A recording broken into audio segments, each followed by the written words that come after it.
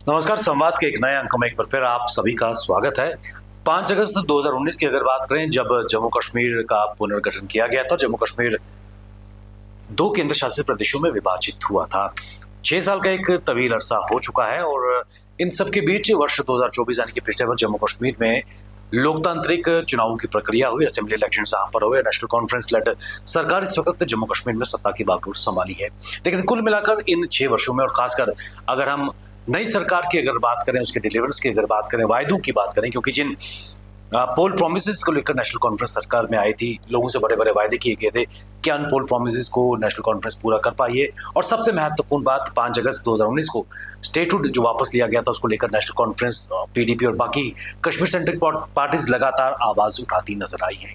किस ओर स्टेटहुड की मांग और उसके अलावा जम्मू कश्मीर में सरकार की डिलीवरेंस को लेकर जो काम किया जा रहा है, इस पर बात करने के लिए मेरे साथ जुड़ चुके हैं पीपल्स डेमोक्रेटिक पार्टी के वरिष्ठ नेता, पार्टी के स्पोक्स पर्सन रजत रंधावा जी। स्वागत है आपका। बहुत बहुत शुक्रिया विवेक जी। सबसे पहले मैं आपसे जानना चाहूंगा कि नेशनल कॉन्फ्रेंस की जो सरकार इस वक्त अकीदत में है, इस वक्त सत्ता की बागडोर संभाले हुए है, और लगातार जिन पोल प्रोमिस को लेकर नेशनल कॉन्फ्रेंस सरकार में आई है, कश्मीर के लोगों की बात करें, न केवल कश्मीर बल्कि जम्मू के भी लोगों की बात करें, तो जो आश्वासन दिए गए थे, लोग कह रहे हैं कि वो सरकार उस पर पूरी नहीं उतरी।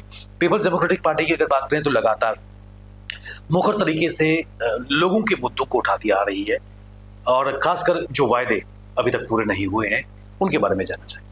देखिए विवेक जी, इसमें कोई दो राय नहीं है और ना ही कोई शक की गुंजाइश है कि नेशनल कॉन्फ्रेंस जो है इस वक्त जम्मू कश्मीर की सरकार में है। जम्मू कश्मीर यूटी की वो गवर्नमेंट है।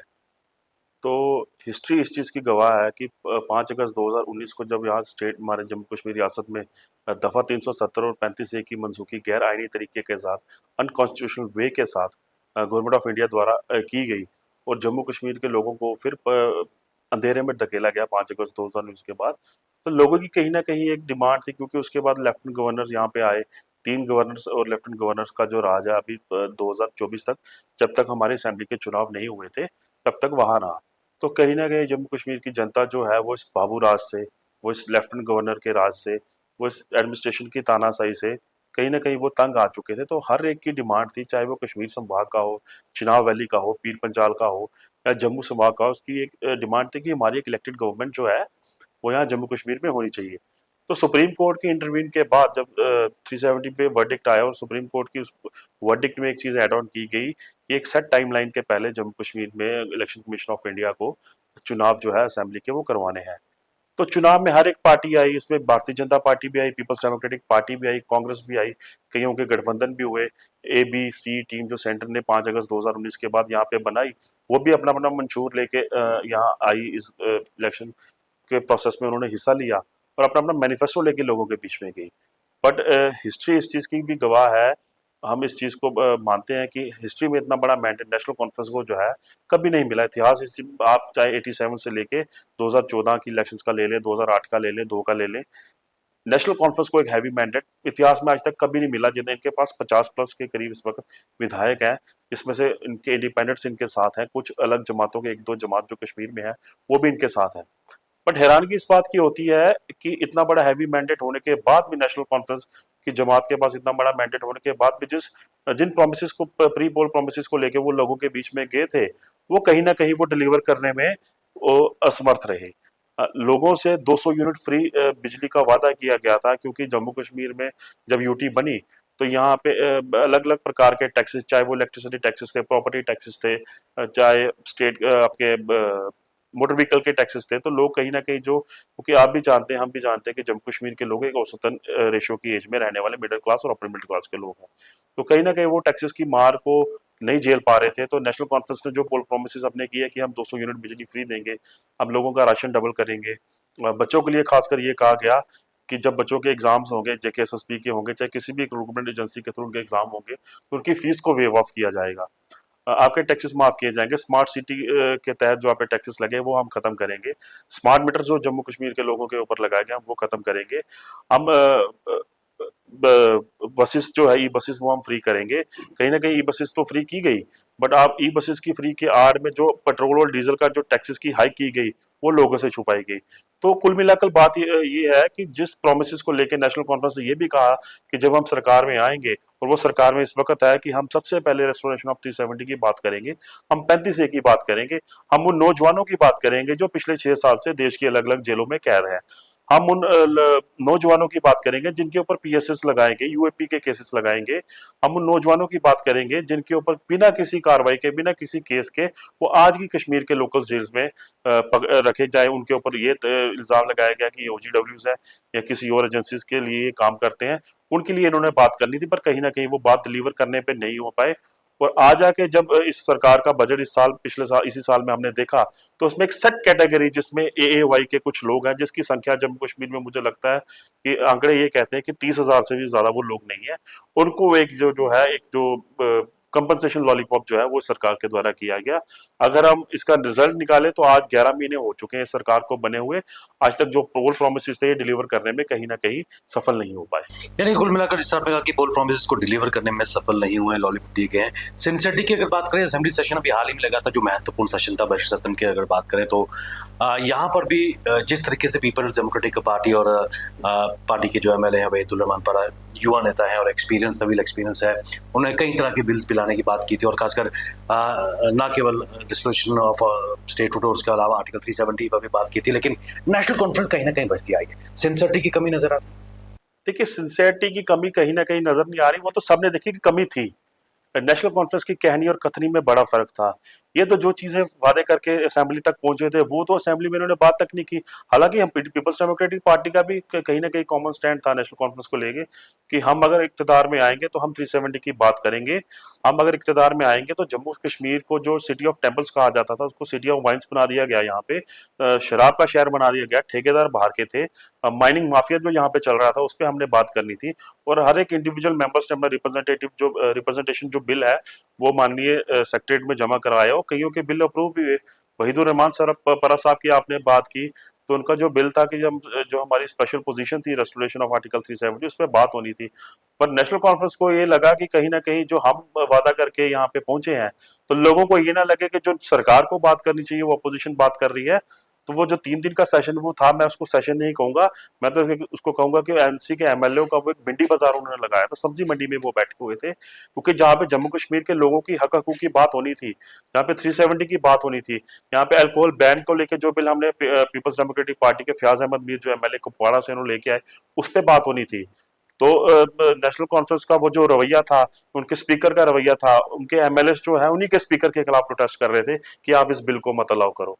अगर आप कश्मीर के लोगों के, आप जम्मू कश्मीर के लोगों के इतने हिताधिकारी हैं, आपको उनसे बड़ी सिंपैथी है, आप उनसे प्रेम रखते हैं, तो आप कहीं ना कहीं वो बिल इंप्लीमेंट होने में हमारा भी साथ देते।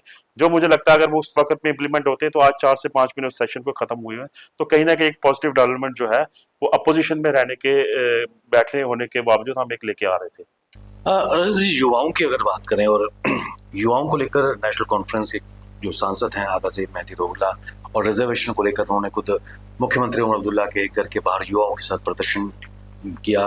वहीदुर रहमान परा, इल्तिजा मुफ्ती भी उसमें शामिल हुई थी, और उसके बाद एक कैबिनेट सब कमेटी को फ्रेम किया गया और एक टाइम फ्रेम रखा गया, और बिल्कुल 6 महीने की जो म्याद थी उसके लास्ट दिन वो रिपोर्ट सबमिट की गई, जो 3 कैबिनेट मिनिस्टर्स थे, और उसके बाद उसको कैबिनेट में डिस्कस किया जाता है और उसको वहां से लॉ डिपार्टमेंट को भेजा गया है विदाउट किसी डेडलाइन के। तो ऐसे में युवा कहीं ना कहीं क्या ठगे हुए महसूस कर रहे हैं, खासकर ओपन मेरिट को लेकर, रिजर्वेशन पॉलिसी को लेकर, क्योंकि अभी कुछ और भी असामियां सामने आई हैं और ओपन मेरिट वाले अपने आप को ठगा हुआ महसूस कर रहे हैं। देखिए सर, इस बात का जवाब मैं इस तरह देना चाहूंगा। आप इलेक्शन जब से ये सरकार जब बनी है, तो मैं समझता हूँ कि इससे पहले गवर्नर यहाँ पे था, उस टाइम पे भी रिक्रूटमेंट्स हुई, JKSSB की रिक्रूटमेंट हुई। आप देखें कि इतना बड़ा एक स्कैम यहाँ पे JKPSA की रिक्रूटमेंट को हुआ, जो कि सारी की सारी रिक्रूटमेंट को कैंसिल करनी पड़ी। कुछ एजेंसीज ऐसी थी जिनको सबलेट किया गए थे कि रिक्रूटमेंट की जो प्रोसेस आप, चाहे वो पुणे की, मैं कंपनीज का नाम नहीं लेना चाहता और उनके स्टेक होल्डर्स का नाम नहीं लेना चाहता, क्योंकि वो जम्मू कश्मीर से वो स्टेक होल्डर्स बिलोंग करते हैं, एक अच्छी चेयर पे बैठे हुए हैं गवर्नमेंट ऑफ इंडिया के अंदर। तो वो जो पुरानी रिक्रूटमेंट थी वो तो सारी की सारी खत्म हो गई। बच्चों को ये था कि हम, हमारा जो टाइम है, जो हमारी डेडलाइन एज है वो खत्म होने को आ रही है, तो कहीं ना कहीं उस रिलीफ को लेके बच्चों का एक डिमांड थी, चाहे वो एस्पिरेंट्स जम्मू से हो, चाहे वो कश्मीर से हो, चाहे पीर पंजाल से हो, चाहे चिनाब वैली से हो। तो सरकार से उनको उम्मीद थी कि सरकार अब नहीं बनी है तो हमारे लिए कुछ ना कुछ, खासकर ओपन मेरिट्स की मैं बात करना चाहूंगा, हम एक age relaxation as per merit या एज पर आप कुछ भी कह लो उसको हम दे सकते थे। तो सरकार से एक डिमांड करना, मुझे तो लगता है कोई नॉन जेन्युइन डिमांड तो नहीं थी।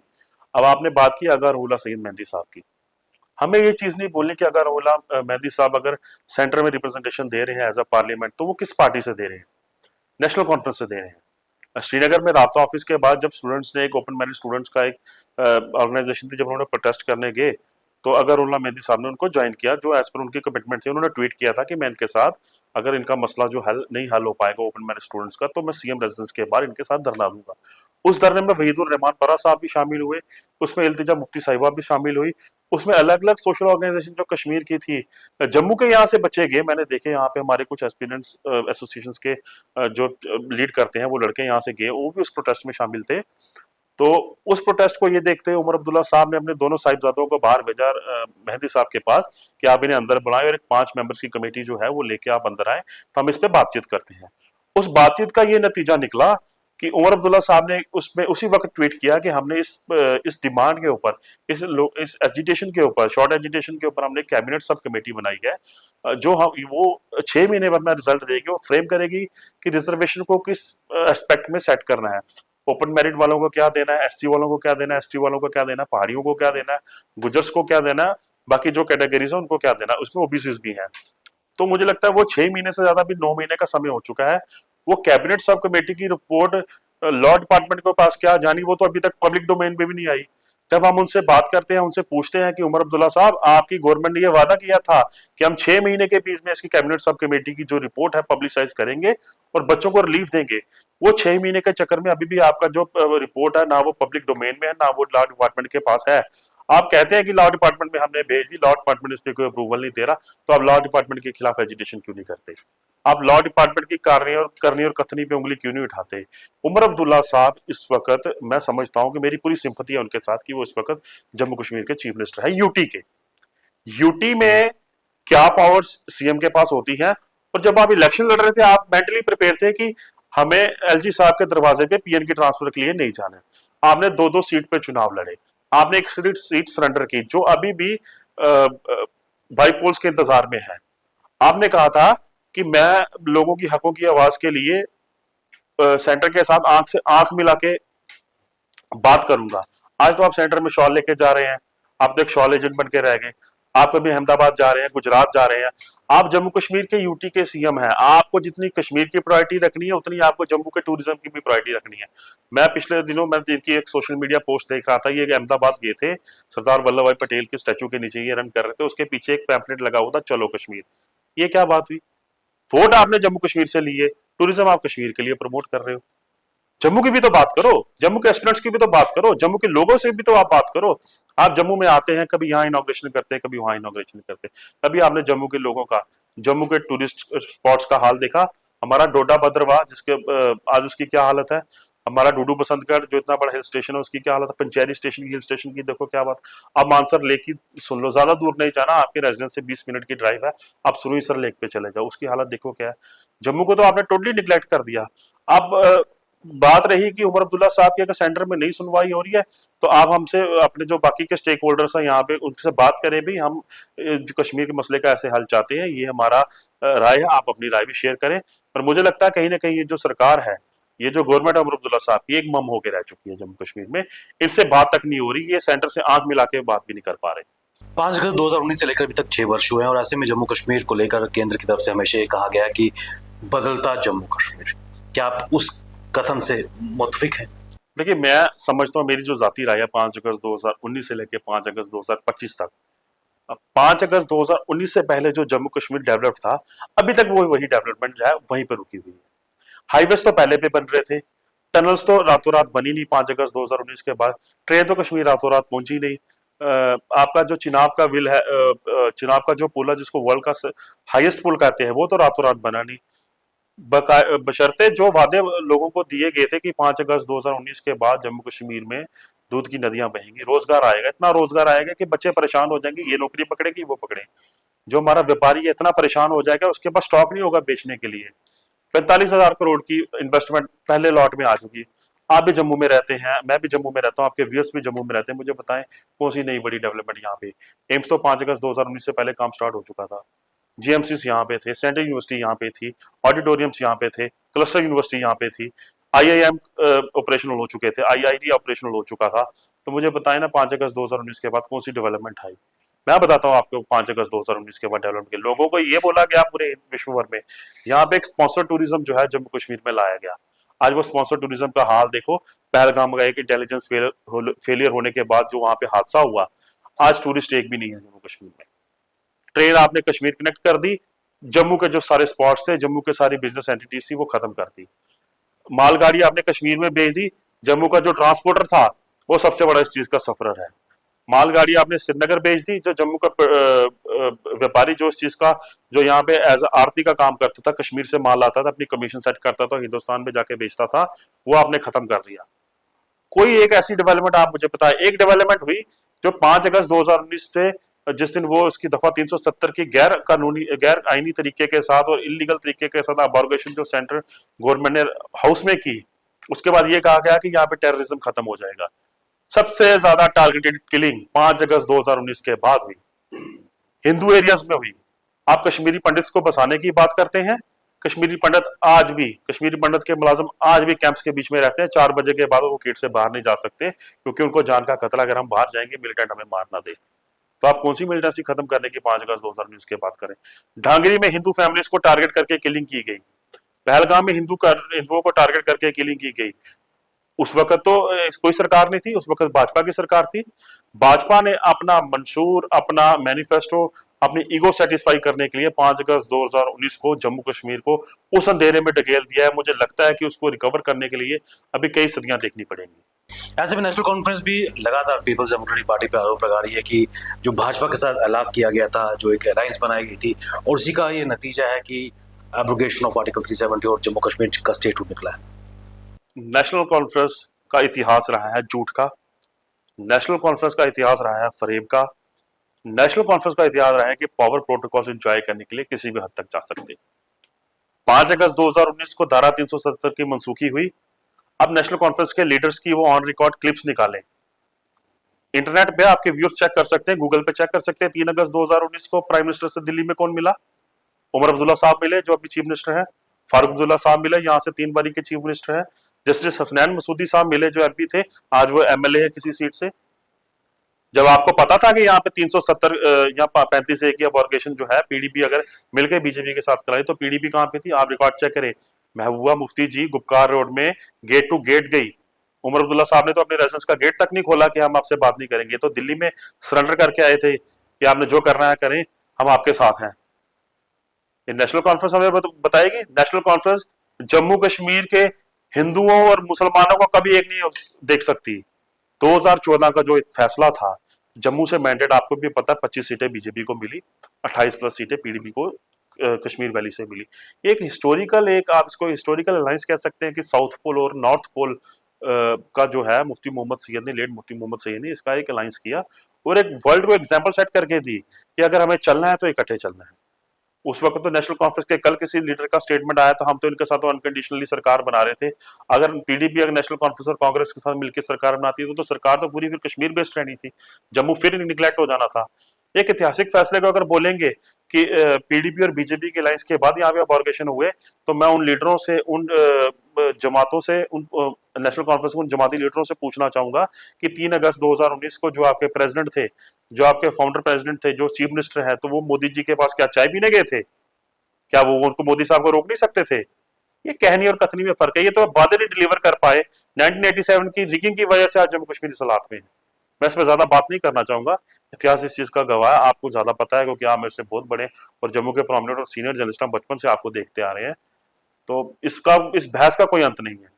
ब्लेम गेम चलाना चाहो आप, तो लोगों जो वादे लेके आए वो तो पूरे करो। चलते चलते बिल्कुल मैं आपसे जानना चाहूंगा, ऐसे में कहीं ना कहीं लोग अपने आप को, सरकार से जो आशाएं थी वो आशाएं पूरी होती नजर नहीं आए।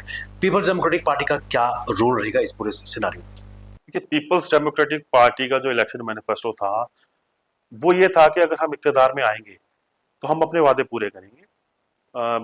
नंबर्स की बात रहती है, पिछली बार नंबर सबसे ज्यादा थे, इस बार कम थे। अगली बार हम ज्यादा मेहनत करेंगे और नंबर ज्यादा लेके आएंगे। बट 3 मेंबर होने के बावजूद भी पीपल्स डेमोक्रेटिक पार्टी का जो इनिशियल स्टैंड था कि हम उन युवाओं की बात करेंगे जो अलग अलग देश के जेलों में कैद हैं, हम उन लोगों की बात करेंगे जिस पे यूएपी और पीएसएस लगे हैं, हम उन लोगों की बात करेंगे जिनकी जमीनें सरकार ने किसी न किसी कारण खाली करा दी, रातों रात खाली करा दी।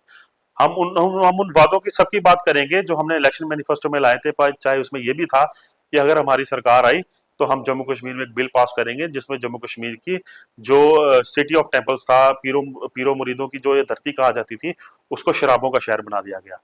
बेचने वाला बाहर का, पीने वाला यहाँ का।